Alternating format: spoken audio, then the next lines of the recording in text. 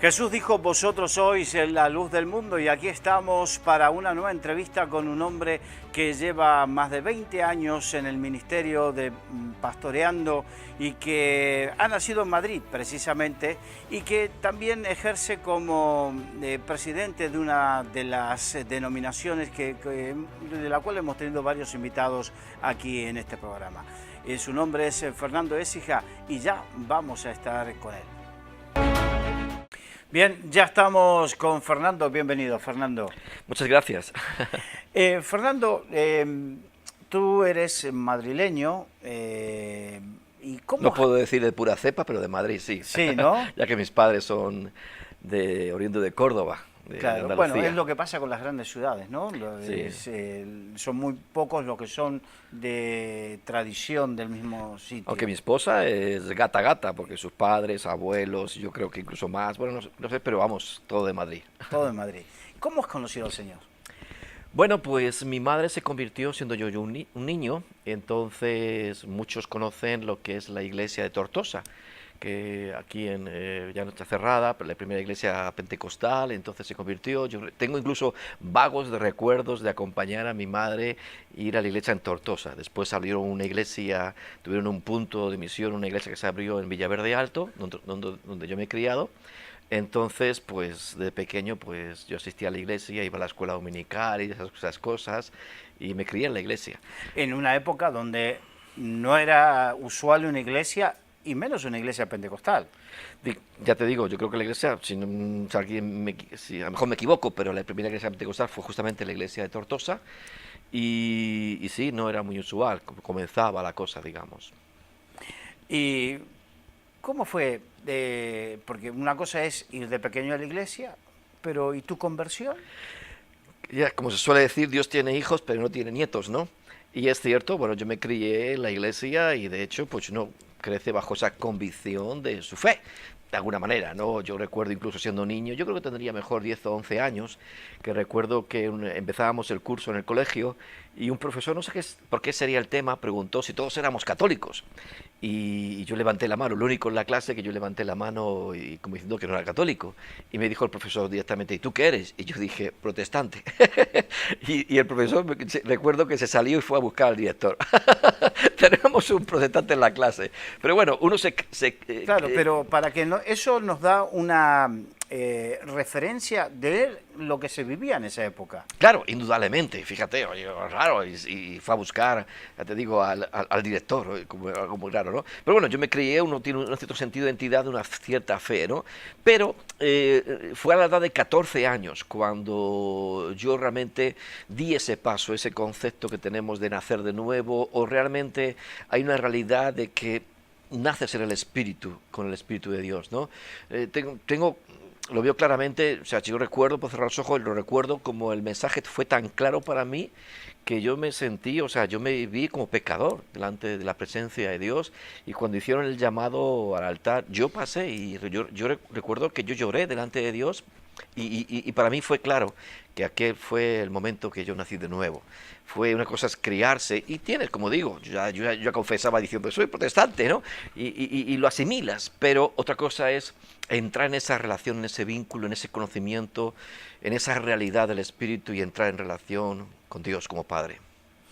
Y bueno, a los 14 años tomaste esa decisión y después lo lógico es tener un desarrollo en la iglesia.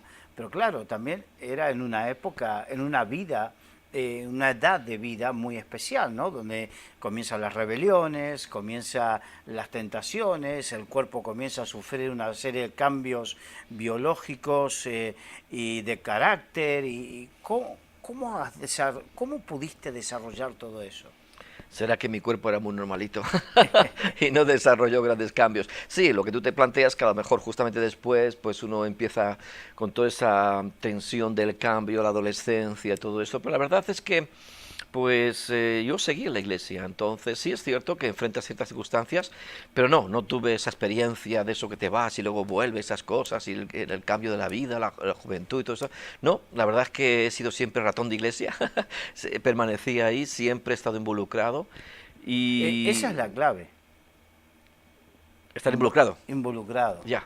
Entonces sí, siempre he estado involucrado. Yo creo que por eso no concibo. Involucrado me refiero participando, sirviendo en muchos aspectos, ¿no? Entonces yo creo que eso te va dando un sentido de afirmación y de fe. Entonces, pero sí, También el sentido de pertenencia, ¿no? En el sentido, yo me involucro con aquello que siento que pertenezco. claro. Y entonces cuando no me involucro, es donde vivo en esa dualidad, como dijo el profeta Elías, ¿hasta cuándo claudicaréis Ujú. entre dos pensamientos? Cuando uno tiene esa dualidad, es porque me gusta, pero no siento que pertenezca aquí. Para mí la firma, ya te digo, yo anteriormente tenía una identidad dentro del concepto religioso, como protestante y como evangélico, pero fue con la edad de 14 años donde hubo un cambio. Para mí eso fue radical, eso a lo mejor es que a lo mejor las personas pues tienen una cierta asimilación de fe o de doctrina o de tal, pero eso debe marcar, tiene que marcar es un antes y un después. Para mí fue claro, produjo una profunda identidad en mí y desde ahí pues hemos seguido adelante en diferentes aspectos y tiempos de la vida, pero ahí seguimos. ¿Y cómo surgió el llamado al pastorado? Bueno, yo siempre he estado muy involucrado en la iglesia, sirviendo en muchos aspectos, desde alabanza, en casas, con jóvenes y todo esto. Entonces, sirviendo, entonces hubo un proceso de cambio, ya era, digamos, tenía diferentes funciones dentro de la iglesia, incluso en aquel tiempo era el copastor, y en nuestra obra, que es la obra cuadrangular, pues hasta ese momento tenía misionero. Teníamos misioneros que recibíamos. Y yo recuerdo que el último misionero que vino un poquito para ayudar a la transición, pues siempre decía, Fernando, tú tienes que seguir, tú tienes la unción, tú debes seguir al frente de la iglesia, al frente de la obra, bueno, de la iglesia, porque éramos la única iglesia cuadrangular en España en aquel tiempo. Pero bueno, yo estaba muy involucrado en mi trabajo, yo me desarrollé dentro bueno, dentro de mi empresa, la cual trabajaba, y era un tiempo también me estaba desarrollando mucho profesionalmente, ¿no? Siempre involucrado a la iglesia, sirviendo, pero también en otro aspecto, ¿no? Y bueno, aunque hubo un llamado, recuerdo una vez que acompañé al misionero que había a una conferencia internacional en Estados Unidos y donde percibí claramente un llamado de parte de Dios, ¿no? Y yo llegué a hablar con el pastor que había en ese tiempo, el misionero, diciendo, oye, he sentido esto, he experimentado esto, estoy dispuesto, no sé, a estudiar, a irme a no sé dónde, ¿qué hay que hacer? Pero no llegó a decirme nada, no me planteó nada y bueno, la cosa siguió y pues seguía así, ¿no? Y cuando realmente se me estaba planteando lo del llamado, pero como que yo no estaba muy en la disposición de dar ese paso. Sirviendo siempre he estado, pero como meterte de tiempo completo, todo eso como que no lo veía yo claro. Pero como digo, sirviendo siempre, que también yo quiero destacar algo que yo recuerdo cuando empecé como pastor, alguien me dijo, qué bien que ahora eres pastor. Y yo le dije, mira, no me siento ni más ni menos que antes, porque a lo mejor mañana dejo de ser pastor, pero lo que nunca dejaré de ser es siervo. Yo creo que podemos a veces tener diferentes funciones, pero la clave es siempre tener un corazón de servicio, de estar involucrado en la obra de Dios y estar en esa disposición. Pero bueno, a lo que iba, entonces, pero Yo Dios creo que guió el también proceso. el tema es que el fruto que uno va manifestando en la vida va manifestando que hay un ministerio. Oh, claro. No es al revés como algunos piensan. El día que me nombren, el día O que como me... aquellos que están diciendo, Señor, dime cuál es mi llamado, esas Sí. cosas. Mientras tanto, no hago nada. No, mira, yo no entiendo eso. El corazón tiene que ser un corazón de servicio y en el tiempo y en la distancia vamos descubriendo dones, vamos descubriendo funciones, que haces eso del llamado, el ministerio, lo vemos como un título, como algo, no sé, una meta a alcanzar, no son más que funciones. Y como tal función se tiene que estar desarrollando y tiene que empezar a funcionar en nuestras vidas en diferentes aspectos. Hay que funcionar. Y luego pues iremos viendo cómo Dios nos va colocando en diferentes áreas de responsabilidad donde se manifiestan diferentes dones y funciones en Dios. Bien, entonces íbamos a específicamente en la lucha que tenías entre el funcionar como estabas y el llamado a tiempo completo. Claro, el misionero que había, pues él me insistía de que, bueno, como que él había venido para un tiempo, una transición y que yo debía dar el paso. En ese tiempo yo no estaba muy por la labor, pero ocurrió algo dramático. La hija del misionero que había en aquel tiempo, como digo, es un americano, se puso enferma Y bueno, pensaban que era una gripe, un catarro mal curado, algo así, pero cuando llevaron a hacer pruebas tenía un tumor enorme rodeando el corazón, ¿no? Entonces fue algo muy, muy fuerte. La cuestión es que en cuestión de un mes, incluso cumplió, estando en el hospital, cumplió 15 años, ella. En cuestión de un mes la niña falleció. Entonces fue un palo muy fuerte para ellos. Entonces, bueno, ellos tomaron unos meses para irse a Estados Unidos como un tiempo de luto, un tiempo de fortalecerse en Dios. Y mientras tanto, como yo ya era el copastor, me dijeron, bueno, te quedas y luego ya hablamos. Bueno, otros iros, ponernos fuerte en Dios y tal, y ya hablamos, ¿no? Entonces, cuando se acercaba el tiempo de volver, entonces yo recuerdo que era mes de julio, como ahora, y me llamaron diciendo, oye, volvemos en septiembre o a finales de agosto, pero tú sigues como pastor, como diciendo, yo sumé el pastorado, pero volvemos, pero tú sigues como pastor. Y yo dije, ¿qué? Ni hablar, venir y volver y luego ya hablaremos, ¿no? Y lo que ocurrió es que pues llegó el mes de agosto, nos fuimos de vacaciones, yo tuve vacaciones en agosto, y recuerdo una noche como que estaba como luchando, como diciendo, era como si yo viera delante de mí esa decisión que tenía que tomar, y recuerdo que como que nos vio Dios, como que me rendí, como que era algo de Dios, y digo, bueno, Señor, si es tu voluntad, está bien. Entonces yo, volviendo del trabajo, al final se lo comuniqué a ellos vinieron, entonces hicieron el paso de establecerme como pastor, incluso vino el director de misiones de allí de nuestra obra, y empecé a dar pasos para dejar mi trabajo. Para dejar mi trabajo, eso duró varios meses, ya que tuve que preparar a una persona para que tomara mi trabajo. Y bueno, mientras Porque tanto eso ya, también muestra un poco la responsabilidad, ¿no? claro, En el sentido de que, porque durante todos esos años, que quizás ahora va en la pregunta, ser luz en el trabajo, ¿no? ya. Sí, claro, se luce en el trabajo, nuestro sentido de cómo vivimos nuestra vida, que incluso, no sé, te diría Carlos que mi percepción a veces de las cosas ha cambiado mucho, porque a veces hemos hecho de la iglesia nuestro mundo, nuestro paradigma, nuestro sentido y el porqué de nuestra fe, cómo vivimos desarrollamos nuestra fe. Y nos hemos olvidado que a veces la fe tiene que ser vivida afuera, ¿no? Tenemos que ser testimonio afuera. Pero bueno, fue un testimonio incluso para la gente que estaba trabajando conmigo, ya que se sorprendieron mucho. Yo estaba en un nivel yo trabajaba por una empresa francesa, en un nivel, digamos, de responsabilidad ejecutiva, y yo había trabajado mucho, estaba, como suele decir, en el momento ya todo caería solo, ¿no? Caería solo, y recuerdo que incluso el director de una de las áreas de responsabilidad logística de la empresa me llegó a decir, cuando yo le hablaba de el paso que iba a dar, dice, eso está muy bien para ti, lo que tú crees, dice, pero has pensado en el futuro que le vas a dar a tus hijos. Entonces fue Claro, una... porque pongamos, porque a mí en algún aspecto me sucedió algo parecido. En el año 1992, cuando yo estaba creciendo, desarrollándome en mi trabajo y estaban viendo en mí el potencial gerente para la empresa donde estaba, de repente aviso de que de que Claro, dejaba porque Dios me daba el llamado. Entonces me llamaron sorprendidos. claro. Entonces, claro, ellos están viendo que tú estás dejando algo por lo que has luchado y que otros estarían anhelando. Sí, sí, sí. Sí, sí, indudablemente. Me sorprendió y a mí yo no te he dicho, wow, porque esta persona me quiso decir, tú eres un poco a lo mejor egoísta, a lo mejor tú lo ves a nivel personal y tal, pero no has pensado. Y yo recuerdo que yo creo que el Espíritu Santo habló a través de mí y yo le dije, mira, yo creo que Dios va a ser fiel conmigo como lo va a ser con mis hijos después, ¿no? Entonces, bueno, indudablemente es un testimonio que tú no tienes que dejar. Y yo recuerdo que, digamos, de alguna manera el director, porque era un hombre con una fe y unas convicciones católicas y cristianas, pues de alguna manera como que creo que le agradó o le pareció como bien y de hecho facilitó todo para mi salida y algunas cuestiones, ¿no? Y ahí uno ve también el testimonio y la gracia de Dios un poquito respaldando todo eso, ya que recuerdo que yo en aquel tiempo había comprado una casa y yo decía, Señor, yo he podido comprar esta casa en función de lo que yo iba ganando. Y yo sé que la iglesia no me va a poder pagar lo que yo ganaba. ¿Y ahora qué vamos a hacer con esto?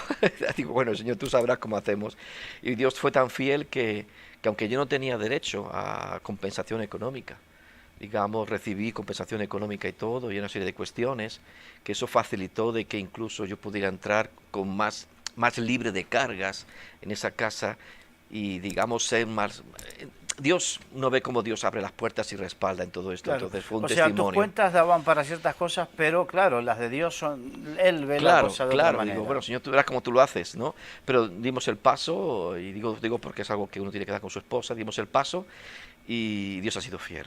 Y esto ya hace 24 años casi. 24 años. Bien, y no es fácil porque hay algunos piensan, de hecho yo lo pensaba, el día que deje de trabajar y me pueda dedicar tiempo completo a la obra, voy a poder hacer un montón de cosas y soñaba, pero en el momento que verdaderamente Dios me llamó y dejé mi trabajo y me dediqué tiempo completo para la obra, sí, hice muchas cosas, pero no es fácil, no es tan fácil como uno piensa desde fuera, ¿no? Solo te dedicas a eso, a la obra. Claro, pero también entendamos algo, que a veces hemos un poquito idealizado ese sentido de tiempo completo, pero la verdad es que todo cristiano es un cristiano a tiempo completo. Aquí en Dios no hay parciales. Lo único que a lo mejor circunstancialmente, pues a lo mejor en vez de servirle en mi trabajo, pues Dios quería que le sirviera dentro de la iglesia porque hay funciones que desarrollarse. Pero no es nada especial esto de esto. Lo importante es que cada creyente, aquí no hay parcialidades en ninguno, que cada creyente en un sentido de plenitud y completamente estamos en las manos de Dios para servirle allí donde Dios nos ponga. Pero bueno, si Dios quiere que trabajemos ahí, pues bueno, pues va a cubrir todo ese sentido de las necesidades que hay de enseñanza y de otras cuestiones, podemos decir, ministeriales, fantástico. Pero... Bueno, pero que es algo bíblico, en el sentido de que en un momento los apóstoles tomaron la decisión de nombrar diáconos para ciertas tareas, para ellos poder dedicarse a otras tareas que tenían que ver con la posterior, que redundaban en beneficio de toda la comunidad cristiana, ¿no? Sin duda. Y entonces ese es el propósito del tiempo completo, no hacer, sino que poder dedicar mejor el tiempo para ser mejor. Sí, sí, sí, aquello que entendemos que Dios nos está llamando a hacer, sí, sí, sí. Y bien, y posteriormente, ¿cómo siguió desarrollándose el ministerio? Porque, claro, hablabas de que tú estás en una denominación, la Iglesia Cuadrangular, que hoy tiene un montón de iglesias, pero que salió de una. Sí. Y salió de esa iglesia que empezamos a pastorear, ya que era la primera iglesia cuadrangular. Yo estaba desde el principio, de cuando la iglesia comenzó. Y bueno, en aquel tiempo pues éramos una sola iglesia y Dios nos dio la gracia desde ese momento. Fue todo un cambio, porque también, digamos, era como rompiendo el huevo, rompiendo el cascarón, ¿no? Porque también yo era el primer, digamos, pastor nacional. Hasta ese momento era un misionero, había una dependencia digamos, de un sentido de misión, parte de Estados Unidos, pero era un paso de madurez para la iglesia de aquí, asumiendo su propia responsabilidad en cuanto a la persona que estaba al frente de la iglesia. Eso fue un paso de madurez para nuestra iglesia, ¿no? Y eso también trajo después cierto sentido de crecimiento. Yo creo que nadie se puede poner la medalla, son procesos de Dios, y uno tiene el privilegio de ser, como dice Pablo, un colaborador de Dios, de Cristo, ¿verdad? Y del cielo. Y en esa colaboración pues Dios ha ido con su gracia, nos ha permitido crecer, tener iglesias nuevas, iglesias hijas, y otros que se fueron integrando al ministerio, que venían de otros lugares con misioneros, y eso permitió que la iglesia cuadrangular, creo que está ahora en 35 o 36 iglesias en España, ¿no? No es que sea algo, pero bueno, no deja de ser algo que para la gloria de Dios y la gracia de Dios hemos podido crecer, ¿no? Sobre todo teniendo en cuenta que eso significó discípulos, formar discípulos. Claro, establecer, digamos, unas dinámicas ministeriales de formación, de discipulado, de entrenamiento de líderes, de desafiar a gente, de ver oportunidades, a veces ver oportunidades de cuando la gente era movida por Dios circunstancialmente, llevada a otro sitio, y entender que a través de ese movimiento de llevar personas a otro sitio podíamos ver ahí una posibilidad de comenzar algo, Y aparte, en una época un tanto especial, porque estás hablando 20 años atrás, cuando 20 años atrás no había tantos inmigrantes, que claro, el boom de que se llenaron la iglesia, pero con un alto porcentaje de inmigrantes, Cierto. fue, digamos, en hace pocos años, 10 Sí, años atrás. más, yo creo que más, ¿no? Ya hablaría mejor de casi, no sé si casi 20, pero por lo menos mínimo unos 15 años. Siempre, es cierto, siempre teníamos como un goteo, ¿no? Yo pongo el ejemplo, como a veces me ha pasado, que estás ahí, cuando estás en la orilla del mar, que estás jugando mejor con tu hija, lo que sea, y está, te llegan las olitas así, ¿verdad? Y te golpean olitas pequeñas, pero de pronto no sabes cómo, y ¡bum! Te viene una ola así. Esa fue la sensación que tuvimos cuando fue tan fuerte que incluso yo recuerdo que una persona española en mi iglesia, la iglesia de allí, de Monederos, llegó a decirme, me siento extraño en mi iglesia. ¿Por qué? Porque fue tan boom de repente que claro, ahí pues, involucraba un desafío. Claro que mucha gente vino de todo, que yo recuerdo que estuvimos ministrando a una persona, a un joven, un chico que me decía, porque a veces me decía, a veces hablaba con gente, no, yo en mi iglesia, perdón, en mi país iba a una iglesia evangélica y se consideraban cristianos, y este joven en concreto, que era un chico, se estaba prostituyendo. Y tú dices, madre mía, entonces, ¿cómo es tu cristiandad? Pero bueno, había de todo, había de todo. Pero había gente, mucha gente comprometida y con gente realmente con un sentido fuerte de su vida en Dios, ¿no? Y eso, claro, pero fue algo desafiante. Y yo recuerdo que establecimos como una máxima, porque también recuerdo que había iglesias que de alguna u otra manera se los quitaban. Mira, ir allí, que allí os ayudan, no sé qué. Yo creo que algunos se sintieron asustados con todo eso. Sí, porque vamos, y yo como extranjero digo que nosotros venimos con nuestras formas, con nuestras costumbres, con cosas que, bueno, pueden ser simpáticas, pero la cuestión es que para los nacionales, los No, no, españoles, cuánta gente asumirlas me decía, era... no, es que en mi iglesia no lo hacemos así. Entonces, claro, vimos algo muy importante y establecimos como la máxima de integrar sin perder identidad. Entonces, hay que integrar, hay que ver todo eso como un valor de Dios, como Dios está poniendo ahí, y hay un discipulado mutuo, entremos en un discipulado mutuo, en un conocernos, en un caminar juntos para descubrir juntos qué es lo que Dios tiene con todo esto. Entonces hay una necesidad de integrar, pero sin perder identidad. Claro, y también por parte nuestra, los que hemos venido, sobre todo aquellos que venimos con la intención de seguir, de que bueno, de seguir sirviendo al Señor aquí, de que no es que lo que vivimos allí era mejor, aunque el hecho de haber tenido un boom evangelístico y de ciertas cosas no nos daba más caché o más categoría que a los españoles, entonces tenemos que también con humildad venir y no pretender que porque venimos nosotros las cosas se tienen que cambiar. No, claro. No, pero eso ha ocurrido. Yo he conocido incluso pastores y gente que a lo mejor, no sé, allí, como eran, yo qué sé, a lo mejor les salían chispas de los dedos, yo qué sé, pensarían, o gente que se ponía en cualquier esquina allí. Porque hay países que han estado bajo una gracia y la cosa, Yo crecí claro, en una el gracia. Señor en Argentina y me acuerdo que con poco tiempo convertido, ir a predicar a una estación de tren y venir con 2 o 3 personas Sí, a la iglesia convertidas. era una gracia. Y claro, y gente que se venía aquí como diciendo, guau, conmigo llega el avivamiento a España, ¿no? Y gente que se ha ido, permíteme la expresión, como suele decir en español, con el rabo entre las piernas, como un perrito, ¿verdad? Como diciendo, ¿me entiendes? Derrotado. Pero claro, con la típica frase, no, es que España es muy dura. Sí, yo creo que si algo falla la fórmula nunca es Dios. Si algo falló la fórmula es el hombre en su ego, en su vanidad, en su lo que sea, que se piensa que uy, conmigo llega, no, nos acoplamos ese sentido mesiánico de Mesías, de redentores. Y ocurre muchas veces y tenemos que entrar en esa humildad de reconocer, si Dios nos ha traído aquí, fantástico, integrarnos. Y yo le decía a muchos de ellos, tienes que morir a lo que conoces sin hacer algo nuevo aquí. Es como es un proceso, ¿verdad? Dios, es un proceso de metamorfosis, esa palabra que aparece en Romanos 12:2, ¿no? De transformación. Morir a muchas cosas, porque no soy yo, no es mi experiencia, no es lo maravilloso que soy yo, que no me beso porque no me llego, ¿no? Sino ha sido la gracia de Dios, pero qué entender y cómo entender la forma en la cual Dios está trabajando aquí. Eso es muy importante. Que claro, que seguimos viendo que mucha gente no lo ha entendido. No sé, a mí con tristeza veo que últimamente cada vez surgen más iglesias étnicas, mucha gente se integró en iglesias, pero ahora ya se van yendo, ahora se juntan bolivianos solamente con bolivianos, como somos muchos, brasileños son con brasileños, filipinos con filipinos, africanos con africanos, rumanos con rumanos.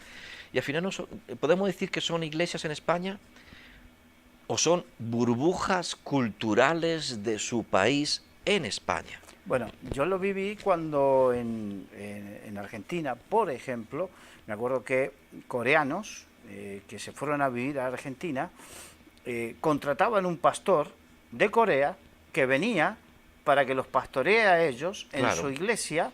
Entonces, porque somos un grupo que tenemos una fe y ya queremos seguir con nuestra fe aquí, pero no hay un sentido de entender de integración. Ser iglesia hacia esta nueva tierra. Exacto. Sino vale, queremos seguir adelante con nuestra fe. Entonces, dentro de nuestro contexto. Claro, y venimos con nuestras músicas, con nuestra cultura, con nuestras formas, y nos olvidamos, y creo que, y esto lo digo yo, creo que es un fracaso de aquellos que como misioneros hemos venido aquí y de repente no hemos sabido integrarnos de manera de que en nuestros cultos vengan los españoles y digan, son simpáticos, y no solamente son simpáticos, sino que este es el sitio donde yo tengo que integrar. Claro, se identifican incluso en un sentido cultural. Por eso decía antes, integrar sin perder identidad. Porque una cosa es integrar, por ejemplo, dentro del contexto latino, a latinos, y otra cosa es latinizarnos. Claro. ¿Entiendes? Es decir, integremos, y hay ciertas cosas que podemos tomar y enriquecernos mutuamente, pero que luego al final no perdamos donde estamos. Que la gente que nos rodea nos vea como algo de afuera o extraño, sino que la gente se pueda identificar. En un principio puede que nazca dentro de un sentido porque la gente busca gente y la gente se busca entre ellos, pero luego la gente se tiene que dar cuenta, si tiene un sentido de reino, que no es edificar lo nuestro hacia nosotros, sino estamos aquí hacia afuera. Entonces, ¿en qué medida tengo que morir a mi yo o a lo nuestro para nacer a una realidad en la cual Dios me ha puesto, si entiendo que Él me ha puesto? Ahora, si entiendo que yo me he puesto y Dios quiero que Dios me bendiga a mí en medio donde yo mismo me he puesto, pues nada, pues está bien, pues entonces hago lo mío. Lamentablemente se nos fue el tiempo, Fernando. Muchas gracias por haber venido y compartido esto tan precioso que es tu vida, tu experiencia en el Señor. Ajá. Muchas gracias. Y gracias a usted por habernos acompañado. Esto es Luz a las Naciones desde Madrid, España.